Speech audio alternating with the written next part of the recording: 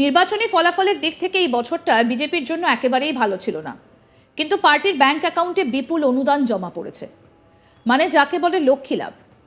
BJP 2023-24 সালে লোক trust এবং কর্পোরেট হাউস থেকে অনুদান হিসেবে 2244 কোটি টাকা পেয়েছে, যা 2023-24 সালে পাওয়া অনুদানের চেয়ে 3 গুণ বেশি। অন্যদিকে কংগ্রেস 2023-24 সালে প্রায় 289 কোটি টাকা পেয়েছে, যেখানে গত বছর দলটা পেয়েছিল প্রায় 80 কোটি টাকা।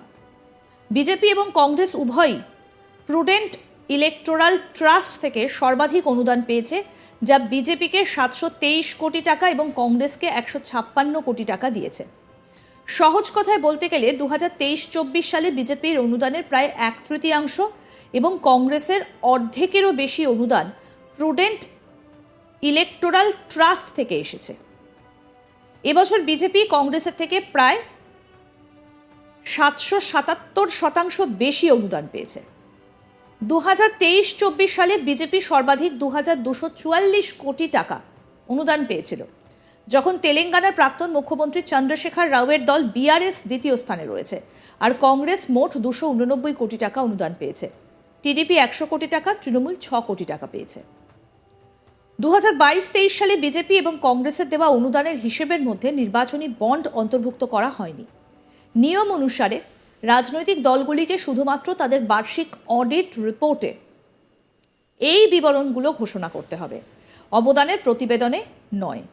2024 সালের ফেব্রুয়ারিতে সুপ্রিম কোর্ট নির্বাচনী বন্ড প্রকল্প বাতিল করেছিল। তারপর থেকে রাজনৈতিক দলগুলোর তহবিলের সবচেয়ে বড় উৎস সরাসরি অর্থ বা নির্বাচনী ট্রাস্টের মাধ্যমে প্রাপ্ত অর্থ।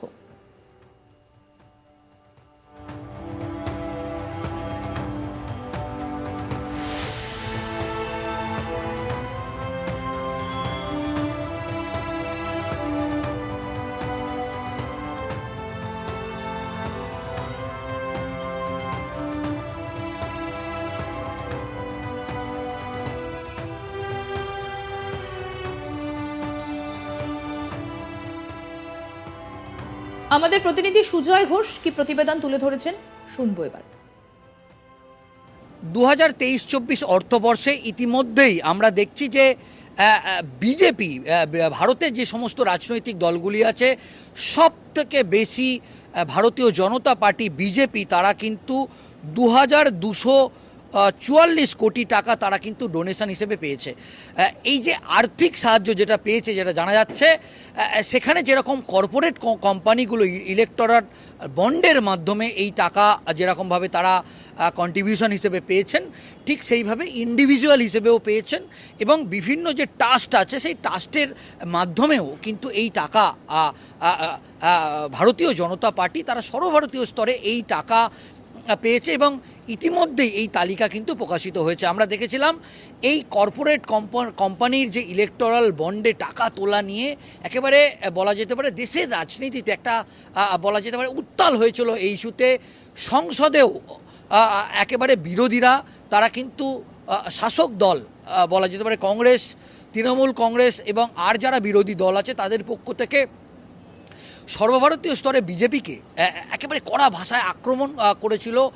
এমনকি তৃণমূল কংগ্রেসের পক্ষ থেকে এটা বলা হয়েছিল যে বড় বড় যে সমস্ত কর্পোরেট কোম্পানিগুলো আছে তাদেরকে সিবিআই এবং ইডির একেবারে ভয় দেখিয়ে তারা কিন্তু কোম্পানিগুলোর মাধ্যমে প্রচুর বলা যেতে পারে লক্ষ লক্ষ কোটি কোটি টাকা তারা কর্পোরেট বন্ডে তুলেছিল।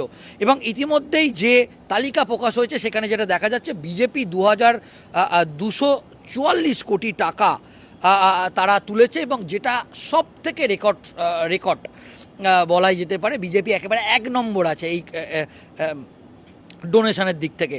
অন্যদিকে আমরা দেখছি কংগ্রেসের পক্ষ থেকেও কিন্তু 289 কোটি টাকা তারা কিন্তু তুলেছে।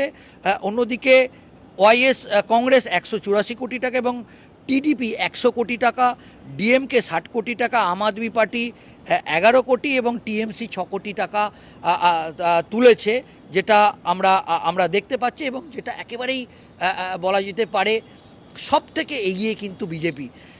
আমরা এটা বলতেই পারি যে এই রাজনৈতিক দলগুলো তারা কিন্তু ইলেকশনের আগেই এই বিভিন্ন কর্পোরেট সংস্থা থেকে তারা কিন্তু ইলেকটোরাল বন্ডের মাধ্যমে তারা কিন্তু এই টাকা দেয়। আমরা দেখেছি যে তৃণমূল কংগ্রেস 2021-এর যে বিধানসভা নির্বাচন এবং 2024-এর লোকসভা নির্বাচনে এ রাজ্য থেকে সবথেকে বেশি টাকা কিন্তু ইলেকটোরাল বন্ডে তুলেছে তৃণমূল কংগ্রেস, এবং এটা নিয়ে আমরা দেখেছি এ রাজ্যের বঙ্গ বিজেপির পক্ষ থেকে সমালোচনা করা হয়েছিল। এবং কুণাল ঘোষ তৃণমূল কংগ্রেসের মুখপাত্র কিন্তু তিনি তৃণমূল কংগ্রেসের পক্ষ থেকে কড়া ভাষায় জবাব দিয়েছিল যে কোন কোন কর্পোরেট কোম্পানি তারা তৃণমূল কংগ্রেসকে এই টাকা দিয়েছে সেটা তারা কোনোভাবেই প্রকাশ করবে না, এবং সেটা সেই কর্পোরেট কোম্পানিগুলোর বিষয় যে তারা এইভাবে ডোনেশন দিয়েছে। এবং ইতিমধ্যেই সর্বভারতীয় স্তরেও কিন্তু কংগ্রেস যেরকমভাবে 289 কোটি টাকা ডোনেশন পেয়েছে, ঠিক সেইভাবে বিজেপিও কিন্তু 244 কোটি টাকা তারা কিন্তু এই অর্থবর্ষে একেবারে রেকর্ড সংখ্যক টাকা তারা ডোনেশন হিসেবে পেয়েছে। এর আগে আমরা দেখেছিলাম 2024 সালে লোকসভা নির্বাচনে এ রাজ্যে ইলেকটোরাল বন্ডে সবচেয়ে বেশি টাকা তুলেছিল তৃণমূল। এটা নিয়ে কম সমালোচনা হয়নি, যা নিয়ে কম আক্রমণ করেনি বিজেপি। অর্থাৎ এই যে ইলেকটোরাল বন্ডে টাকা তোলা নিয়ে, সেটা নিয়ে কিন্তু একটা রাজনৈতিক চাপানোতর যে লেগেই রয়েছে, সেটার বলার অপেক্ষা রাখে না। কে কত টাকা তুলছে, নির্বাচনী ফলাফলের দিক থেকে এই বছরটা বিজেপির জন্য একেবারেই ভালো ছিল না, কিন্তু পার্টির ব্যাংক অ্যাকাউন্টে বিপুল অনুদান জমা পড়েছে।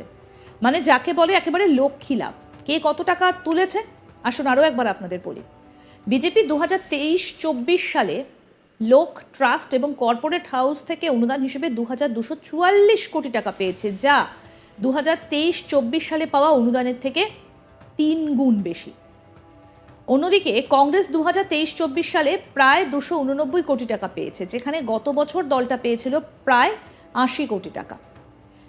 বিজেপি এবং কংগ্রেস উভয়ই প্রুডেন্ট ইলেকটোরাল ট্রাস্ট থেকে সর্বাধিক টাকা অনুদান পেয়েছে, যা বিজেপিকে 723 কোটি টাকা, কংগ্রেসকে 156 কোটি টাকা দিয়েছে। সহজ কথায় 2023-24 সালে বিজেপির অনুদানের প্রায় 1/3 এবং কংগ্রেসের অর্ধেকেরও বেশি অনুদান প্রুডেন্ট ইলেকটোরাল ট্রাস্ট থেকে এসেছে। এবছর বিজেপি কংগ্রেসের থেকে প্রায় 777% বেশি অনুদান পেয়েছে।